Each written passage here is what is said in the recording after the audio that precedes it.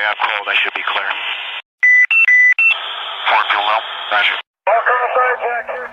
When the radio first started, no one believed it would have an impact on politics. Because the radio was viewed as just another novelty, getting politics on the air was a gradual and tedious process.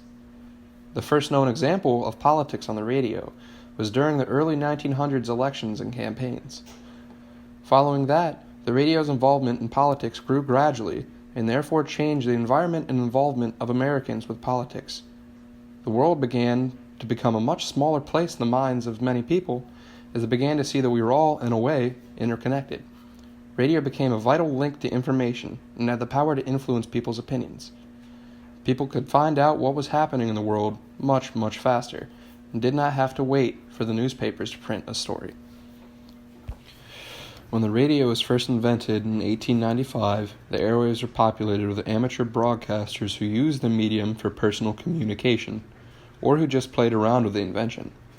Radio frequencies became so cluttered that the federal government was forced to begin regulating it, and further increased regulation at the start of the First World War.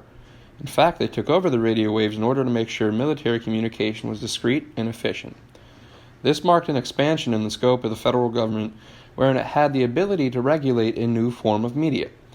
Further regulation came in the form of the Radio Act of 1927, which established the Federal Radio Commission.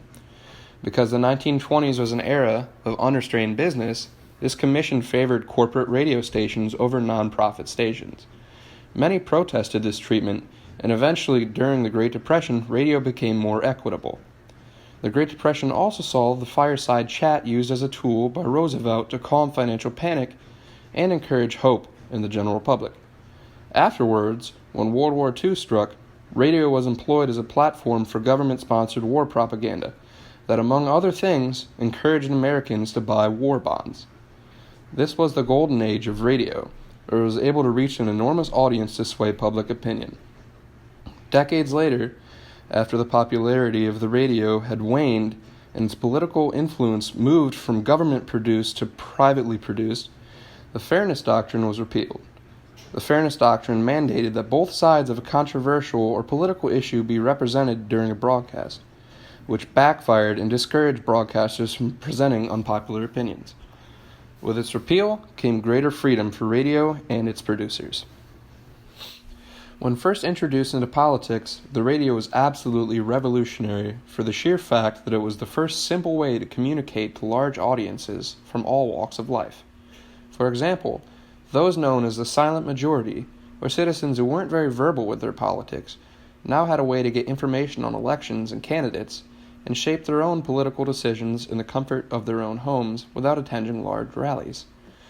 Women who during the time were primarily under homekeeper roles could listen to the radio in their living rooms and get the info that they needed to go out and vote. The introduction of the radio additionally allowed parties and candidates their first shot at targeting the mass population. However, as time has gone on, new technology has risen, such as the television and internet. In studies by journalism.org, 57% of Americans credited the television as their primary source of news, while 38% credited the internet for their source. This new technology also forced parties and candidates to move their campaigning away from the radio and bring them to these new platforms to keep up with the common voter. During the 1920s, the radio had a huge impact on political strategies because candidates were able to buy time on the radio to expose the ideas they have to the public, helping them gain support. However, in the beginning, it was very expensive to buy time on the radio, and another major problem is that there was a large number of radio stations, so there was no guarantee that your ideas would be heard by a lot of people. But the risk was worth the reward, because there was a good chance that the candidates would be heard because so many people owned a radio, and it was a major source of entertainment for them. After the 1924 election, the radio became the fastest and easiest way for Americans to consume politics and for politicians to gain an audience. During the 1924 election, the radio began broadcasting candidate speeches, the national conventions, and the election results. Though it had little effect on the election results of 1924, it majorly changed campaigning, especially speech-making. Whereas prior to the radio, politicians had the benefit of being able to convince voters through the emotion of a rally, The radio had listeners focusing on a speaker's message rather than the passion and intensity of them ranting. Undecided voters became a target audience, and politicians had to broaden their bases as any American could tune into what they were saying. When listeners increased their focus on a politician's actual message, the result was that speeches became more enriched with political content. This, in addition to the ease and practicality of the radio for the common voter, shows how the radio further spread political awareness. In the 1928 election, the radio was a powerful tool covering hot topics such as the KKK and the highly contested election between Republican Herbert Hoover and L. Smith for the Democrats. In the 1924 election, the radio was the first tool used to keep up with the statistics of the race. In the 2016 election, the radio had heavy influence in talking about and exposing election scandals such as Donald Trump's supposed ties to Russia and Hillary Clinton's questionable use of her foundation's money.